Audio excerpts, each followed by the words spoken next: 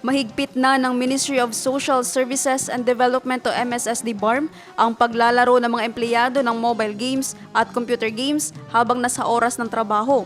Ito ay kasunod ng inisyong memorandum ni MSSD Minister Attorney Raisa Jajuri.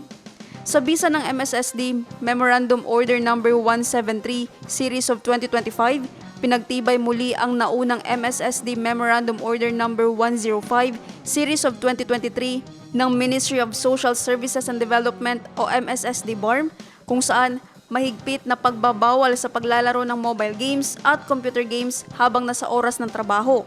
Ito ang kautusan ni MSSD Minister Attorney Raisa Jajuri kasunod ng mga natanggap na report na may ilang empleyado, partikular ang mga matagal ng empleyado ng ministry, ang nahuhuling naglalaro pa rin ng mobile games habang nasa opisina.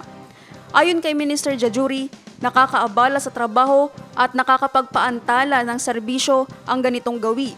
Dagdag pa sa memo, ang sinumang empleyadong tatanggi o sadyang susuway sa kautusan ay maaaring masuspende o matanggal sa trabaho.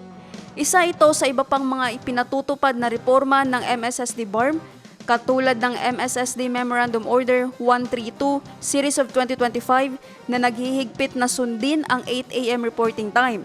Ito'y kasunod ng pahayag ni Chief Minister Abdul Rauf Makakwa na bawal ang late o'clock at dapat ay papasok ng 8 o'clock.